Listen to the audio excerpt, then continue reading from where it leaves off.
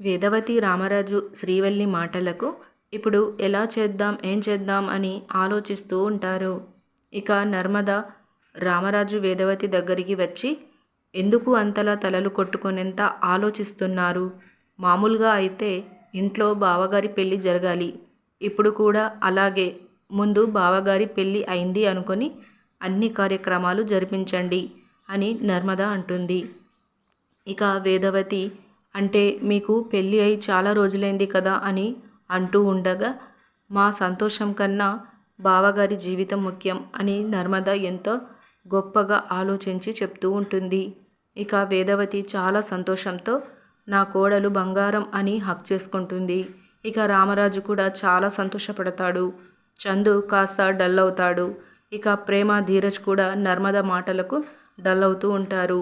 Cut చేస్తే శ్రీవల్లిని పాల గ్లాసుతో రూమ్లోకి పంపిస్తారు. చందు కాస్త డల్లుగా కూర్చొని ఉంటే శ్రీవల్లి ఏడుస్తూ కుటుంబం గురించి మంచిగా ఏవేవో మాయమాటలు చెప్తూ చందుని తన మాయలో పడేసుకుంటుంది. ఇక మరోవైపు నర్మద సాగర్ రూమ్లో బెడ్డుకు ఒకవైపు సాగర్ మరోవైపు నర్మద కూర్చొని మాట్లాడుకుంటూ ఉంటారు. సాగర్ ఫీల్ అవుతూ ఉంటే నర్మద ఓదారుస్తూ కాసేపు నర్మద సాగర్ని ఆట పట్టిస్తూ ఉంటుంది. ఇక బయట ప్రేమ ధీరజ్ పడుకోవడానికి ఏర్పాటు చేసుకుంటారు. ఇక ధీరజ్ పడుకొని ఉంటే ప్రేమ చదువుకుంటూ ఉంటుంది. అదే సమయంలో ఏవేవో శబ్దాలు వస్తూ ఉంటాయి.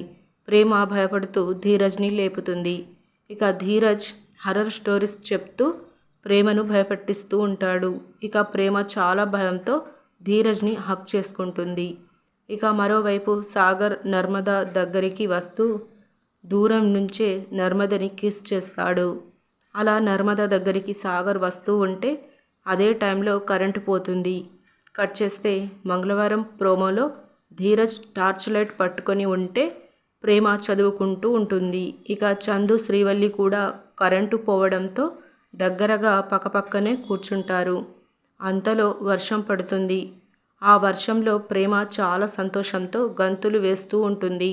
ఇక ధీరజ్ ప్రేమని చాలా ప్రేమగా చూస్తూ ఉండిపోతాడు.